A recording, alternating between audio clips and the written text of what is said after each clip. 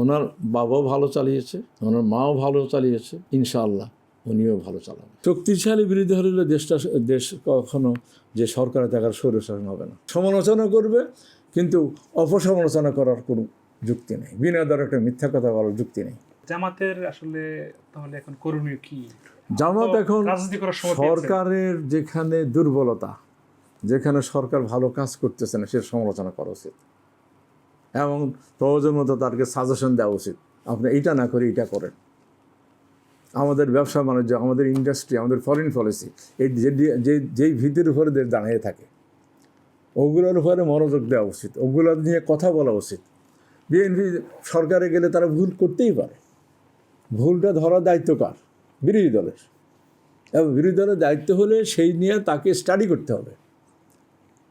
তার উচিত যে ফরেন অ্যাফেয়ার্স কমিটি তৈরি করা, যারা পিন পয়েন্টে বলছে এই অন্যায়টা আপনারা করছেন, এটাকে শুধরাতে হবে, জনগণের সামনে বলতে হবে। তাহলেই বোঝা যাবে বিরোধী দলের ওনারা তাদের দায়িত্ব পালন করতেছে। কথা বলার জন্য বললাম এইটা হয়েছে ওইটা হচ্ছে না, এই বিরোধী দল চলবে না। আমাদের এখানে ভাইব্রেন্ট বিরোধী থাকতে হবে। হ্যাঁ, সমালোচনা করবে, কিন্তু অপসমালোচনা করার কোনো যুক্তি নেই। বিনা দরে একটা মিথ্যা কথা বলার যুক্তি নেই। আচ্ছা, শক্তিশালী বিরোধী দল হলে একটা দেশের কি কি উপকার হয়? শক্তিশালী বিরোধী হলে দেশ কখনো যে সরকারে থাকার স্বৈরশাসন হবে না। সে অন্যায়গুলো তারা ধরে দেবে এবং দেশের উন্নতির জন্য কাজ করবে। যদি করেও থাকে সেটা শুধরে নেবে। কারণ ধরেন 17 বছর কোনো বিরোধী দলে ছিল না, যাই চায় দায় করছে। আর অন্য সবাই ট্রেড বলেন ওই বলেন এখন দরকার হাসিনা সরকার, এগুলোই তো করছে। তাকে শুধরানোর মতো কোনো লোক ছিল না, তার আঙ্গুলে দেখার জন্য লোক ছিল না, কেউ সাহসে পায়নি কথা বলতে। আচ্ছা, আপনার কি মনে হয় যে জামাত শক্তিশালী বিরোধী দল হয়ে বা সরকারি দল তো এখন বিএনপি হবে, কখনো কি আবার স্বৈর শাসন ফিরে আসতে পারে বলে মনে করেন? সম্ভাবনা খুবই কম, যেহেতু প্রেসিডেন্ট এবং প্রাইম মিনিস্টারের একটা ভারসাম্য হবে, উচ্চ কক্ষ একটা হবে। এতগুলা দ্বার প্রান্তে যাইয়া সরষে হওয়ার কোনো সুযোগ নেই। ভুল হইতে পারে, সরষাসন হবে না, আয়না করে মানুষ যাবে না আর ইনশাআল্লাহ। তাহলে আওয়ামী লীগের ফেরার বিষয়টাকে কি আমি মনে করি তাদের তো ধরেন যারা অন্যায় করেছে তাদের বিচারটা হয়ে যাবে তাড়াতাড়ি, 1-2 বছর সব বিচার শেষ করে দেওয়া উচিত। এরপরে যদি দেশের মানুষ, জনগণ এরিয়া যে অন্য যারা অন্যায় করেনি, হয় তাদেরকে অন্য পার্টিতে ইনভলভ করে বা তাদের পার্টি নতুন করে কিছু করে দেবেন।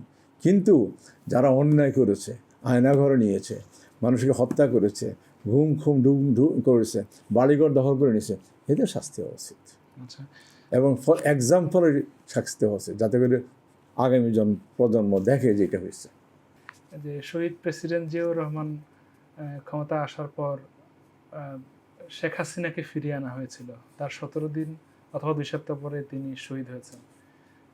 তারেক রহমান কি এরকম কিছু করবে বা করলে কি এটা কি খুব ভালো হবে বলে মনে করেন? তিনি তো রয়টার্সে বলছে যে উনি বলেছে ওরা যে দেশের মানুষ যদি চায়, হ্যাঁ, এখানে একটা জিনিস হতে পারে, যেহেতু এখন গণভোটের প্রচলন হয়েছে, হ্যাঁ, এদের শাস্তি দিয়া একটা গণভোট করতে পারে। গণভোট দিয়ে বলতে পারে যে আওয়ামী লীগকে আমরা আবার রিভাইভ করবো কিনা, কিন্তু ওদের শাস্তি দিতে হবে আগে, শাস্তির পরে একটা গণভোট করতে পারে। কারণ জনগণ যদি চায়, এই কথাটা বলেছে, তাহলে গণভোট করে যদি তারা আসবে, কিন্তু যারা অন্যায় করে তাদের শাস্তি দিতে হবে এবং লাইফ লং তাদের পলিটিক্স ব্যান করতে হবে, তাই না? শরীর শাসন আর কোনো বীজ থাকলো না।